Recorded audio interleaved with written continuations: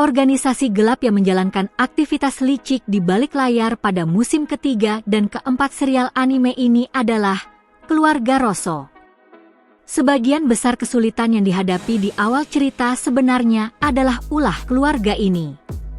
Mereka adalah garis keturunan kuno yang secara diam-diam menggenggam negara-negara barat dalam cengkeraman mereka, mencoba menguasai dunia hanya dengan uang dan informasi.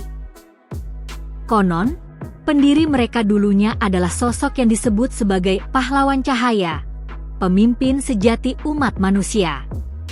Namun, di balik alasan mengapa pahlawan ini berhenti melindungi manusia dan beralih menjadi pihak yang mengendalikan mereka, tampaknya tersimpan tragedi besar yang berlangsung selama 2000 tahun.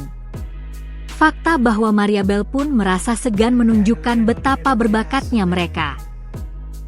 Jika Rimuru bertemu dengan mereka di tahap awal perjalanannya, situasinya bisa menjadi sangat berbahaya baginya. Dalam video ini, kita akan memperkenalkan segalanya mulai dari asal-usul keluarga Rosso hingga kemampuan rahasia para anggota utamanya. Kami juga akan memberikan detail tentang akhir tragis yang menimpa keluarga Rosso karena menantang Rimuru, jadi pastikan kalian menonton video ini sampai habis. Keluarga Rosso adalah organisasi raksasa yang memerintah negara-negara di bagian barat benua MA dari balik bayang-bayang. Pusat utama mereka adalah kerajaan Siltroso. Ibu kotanya disebut Urfashi no Shia. Ini adalah negara wilayah dingin yang menghadap ke laut utara dengan populasi sekitar 2 juta jiwa. Secara lokasi, negara ini terletak di ujung barat laut kerajaan Falmus dan merupakan negara kecil yang bertetangga dengan kerajaan Ingrasia, tempat markas besar Dewan berada. Karena iklimnya yang keras dan dingin, tidak banyak orang bebas yang menetap di sini. Namun, karena merupakan titik transfer strategis, keuangan dan kerajinan tangan telah menjadi industri utama negara ini. Mereka menggunakan metode seperti mengirim anggota keluarga kerajaan ke keluarga kerajaan negara lain sebagai pengantin atau menyusupkan mereka melalui ikatan kekeluargaan strategis. Dengan cara ini, meskipun mereka hanya negara kecil, mereka berhasil memperoleh pengaruh dan otoritas yang luar biasa atas dunia barat. Moto mereka adalah, "Dunia adalah demi Rosso." Kalimat singkat ini saja sudah cukup untuk menjelaskan betapa besar dan gelapnya ambisi yang mereka miliki. Dengan kekuatan sebesar itu, struktur utama yang dibangun keluarga Rosso untuk mengendalikan negara-negara barat sepenuhnya adalah Dewan Barat atau Dewan Negara-Negara Barat. Dewan Barat, yang tampak seperti komite demokratis tempat perwakilan negara-negara berkumpul, sebenarnya adalah lembaga boneka yang dikendalikan dari belakang oleh keluarga Rosso. Organ pengambilan keputusan tertinggi adalah Gotairo, yaitu Dewan 5 Tetua, dan melalui dewan inilah para petinggi keluarga mengelola politik dan ekonomi setiap negara secara langsung. Tujuan akhir mereka adalah mengendalikan seluruh umat manusia melalui kekuatan ekonomi yang masif. Alih-alih menggunakan kekuatan militer, mereka lebih memilih untuk melenyapkan siapapun yang tidak sejalan dengan mereka melalui korupsi dan tekanan finansial. Metode ini benar-benar licik namun sangat rasional. Bahkan bisa dikatakan lebih buruk daripada sekadar memerintah dengan kekerasan. Selain itu, kerja sama mereka dengan perkumpulan rahasia Kekaisaran Timur, Cerberus, juga sangat menarik perhatian. Dengan bersatunya organisasi-organisasi gelap yang menguasai dunia bawah timur dan barat ini, pengaruh mereka di dunia menjadi tak terukur. Sebagai tambahan, keluarga Rosso mendirikan Biro Intelijen Luar Negeri SHIELD, organisasi intelijen terbaik di barat, dan menggunakannya sebagai kedok untuk mengoperasikan unit pembunuhan dan intelijen rahasia bernama Blast Shadow secara diam-diam. Dengan kekuatan rata-rata peringkat B+ dan terlibat dalam bisnis kotor seperti perdagangan manusia yang dipanggil dari dunia lain, struktur ini tidak berlebihan jika didefinisikan sebagai organisasi kriminal yang didukung oleh negara. Sementara itu, G. Crimson sebenarnya sudah mengetahui keberadaan keluarga Rosso, Namun ia membiarkan mereka karena menganggap mereka sebagai kekuatan yang sangat lemah.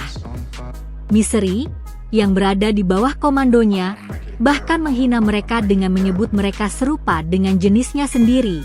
Dari sudut pandang seorang Demon Lord, mereka tampak seperti keberadaan yang tidak berarti. Namun, justru karena itulah, karena dianggap tidak penting, mereka diabaikan dan selama waktu itu mereka terus mengumpulkan kekuatan secara stabil hingga menjadi kelas penguasa mutlak dalam masyarakat manusia. Tetapi, keyakinan dan kekuatan para monster yang dipimpin oleh Rimuru berada sepenuhnya di luar jangkauan radar mereka. Karena itulah negeri monster yang berkembang pesat mulai terlihat sebagai ancaman besar bagi keluarga Rosso. Pemimpin keluarga Rosso dan kepala Dewan Gotairo adalah Granbell Rosso, seorang pria tua dengan rambut pirang pucat dan tatapan tajam seperti burung pemangsa. Meskipun di permukaan ia tampak seperti tokoh terkemuka dari kerajaan Silt Rosso, ia sebenarnya memiliki identitas yang jauh lebih dalam. Di Luberios, ia memiliki wajah sebagai Master of Sunday, pemimpin dari 7 tetua hari. Artinya, ia tidak hanya berpengaruh di dunia bawah barat, tetapi juga merambah hingga ke puncak organisasi keagamaan. Namun, identitas aslinya yang sebenarnya adalah seorang legenda sejati yang dulunya merupakan pahlawan cahaya dan telah mencapai tingkat pahlawan yang bangkit. Granbell aslinya berasal dari Kekaisaran Timur. Ia mewarisi cita-cita untuk menyatukan umat manusia dari gurunya, Rudra, yang merupakan pahlawan dan kaisar pertama. Bersama istrinya, Maria, dan rekan-rekan seperjuangannya, ia pergi ke barat dan memulai segalanya dari sana, karena ia berencana untuk menyerahkan dominasi barat kepada kaisar dan kembali ke kekaisaran setelah tugasnya selesai. Awalnya ia adalah seorang murid setia yang bekerja demi idealisme gurunya. Granbell di masa mudanya sangat mempercayai cita-cita Rudra dan dengan sepenuh hati meyakini dunia di mana umat manusia bisa hidup tanpa rasa takut akan ancaman monster. Itulah sebabnya ia meninggalkan tanah airnya, Kekaisaran Timur, dan mengambil tugas berat untuk menenangkan negara-negara barat yang belum terjamah. Namun, aktivitasnya di barat tidak selalu berjalan mulus. Ia juga berperang melawan Demon Lord Luminous demi hak hidup umat manusia. Di akhir perjuangan ini, melalui kesepakatan yang melibatkan kepentingan bersama, ia mengambil posisi sebagai Master of Sunday, pemimpin 7 tetua hari, dan menjalin hubungan mendalam dengan Luberios sejak masa pendiriannya. Pertemuan pertamanya dengan Luminous diperkirakan merupakan pertempuran hidup dan mati yang sengit. Namun, mereka akhirnya mengakui kekuatan satu sama lain dan menemukan jalan tengah dalam tujuan untuk memimpin serta melindungi umat manusia. Ia menilai bahwa mekanisme pemerintahan yang dijalankan Luminous memiliki sisi yang membantu melindungi manusia dan mengizinkannya tetap berjalan. Sebagai leluhur keluarga Rosso, ia mendirikan Dewan Barat untuk memperkuat kerjasama antar negara dan membangun fondasi yang kokoh melawan monster, serta memimpin dari balik layar untuk memberikan kedamaian selama sekitar 1000 tahun bagi umat manusia. Masalah besar yang sebenarnya adalah tragedi yang terjadi selama proses ini. Istri tercintanya, Maria, yang mendukungnya sebagai seorang santa, tidak dibunuh oleh monster, melainkan oleh tangan manusia itu sendiri. Istri dari seorang pria yang berjuang untuk melindungi umat manusia, justru dibantai oleh orang-orang yang seharusnya dilindungi. Meskipun telah berusaha keras untuk melenyapkan ancaman monster, kematian Maria yang menjadi korban keinginan buruk dan perebutan kekuasaan manusia, telah menghancurkan hati Granbell sepenuhnya. Mengapa dia harus dikhianati oleh orang-orang yang seharusnya dilindungi?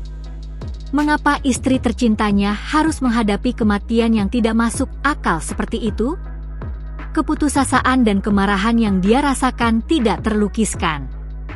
Setelah itu, rekan-rekan yang sangat dia percayai pun menjadi korban satu demi satu.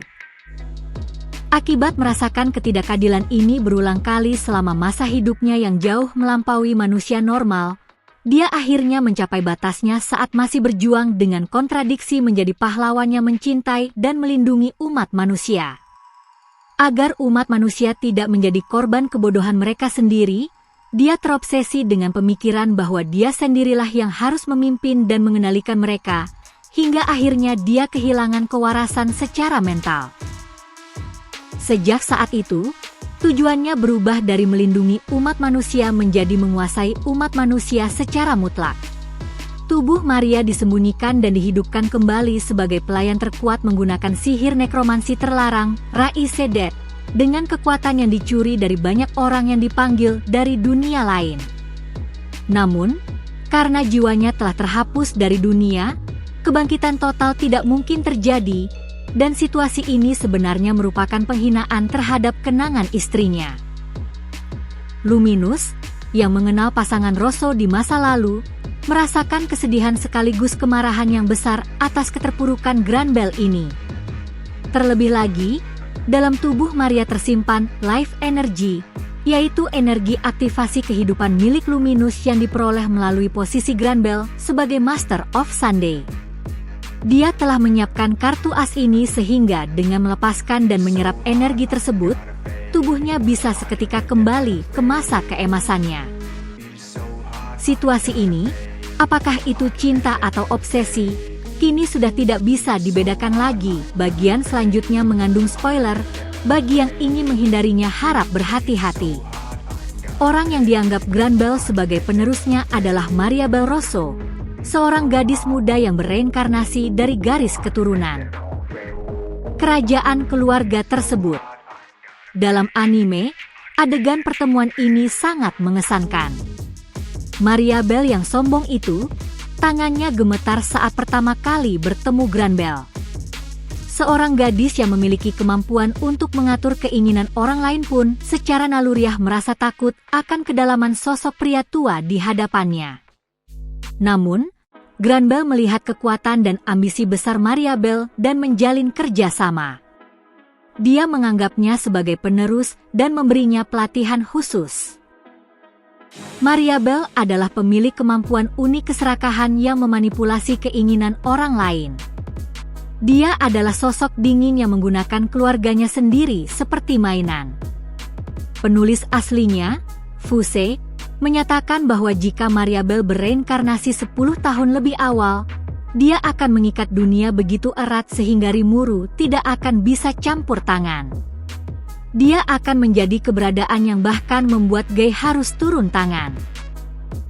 Bahkan dikatakan bahwa jika kemampuan uniknya mencapai tingkat kemampuan pamungkas, Rimuru pun bisa saja kalah. Jadi, satu-satunya hal yang kurang darinya hanyalah waktu dan keberuntungan. Bertemu di era yang sama dengan anomali seperti Rimuru adalah ketidakberuntungan terbesarnya.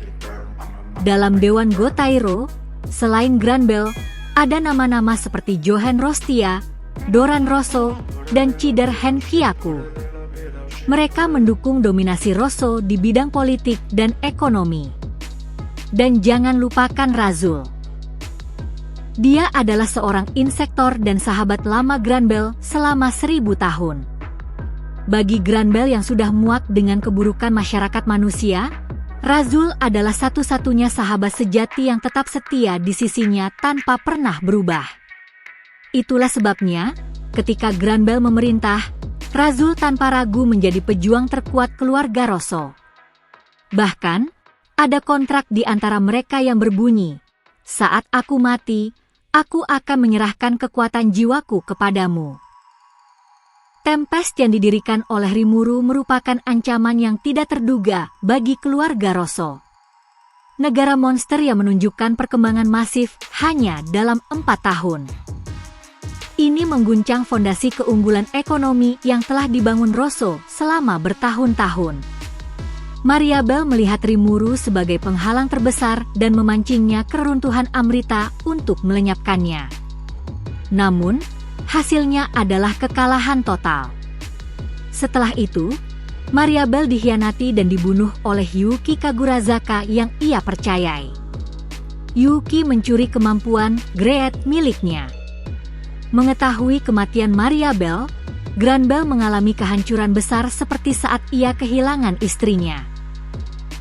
Ia berhenti bersembunyi dan memainkan semua kartu yang telah ia siapkan selama 2000 tahun, memulai proses kekacauan barat atau Seifo Douran. Salah satu tujuan dari kekacauan ini adalah untuk menguji secara langsung apakah Rimuru layak memikul harapan masa depan. Selama kericuhan ini, sosok yang membongkar konspirasi keluarga Rosso adalah Testarossa. Di Dewan, ia benar-benar menghancurkan rencana Johann. Johann mencoba merusak penghalang Ingracia untuk memanggil monster ke kota, tetapi Misri yang datang langsung pergi tanpa bertarung setelah melihat Testarossa alias Blanc. Johann pun segera ditangkap. Di sisi lain, Razul dikalahkan oleh Xion dan Ranga di Luberios. Tujuan akhir Granbell bukan sekadar kehancuran, melainkan menciptakan seorang pahlawan sejati yang bangkit.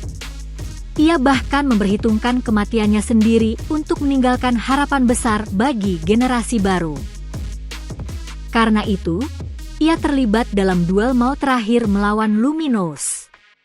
Dengan mengambil kekuatan Razul, ia mencapai ultimate skill bernama Sariel. Namun, Luminous juga membangkitkan kekuatan barunya, Asmodeus.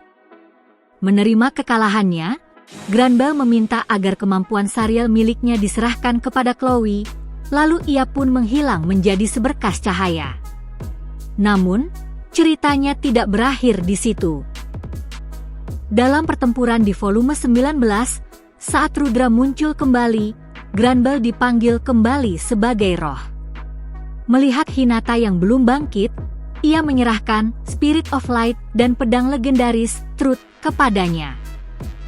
Dengan begitu, Hinata menjadi pahlawan sejati.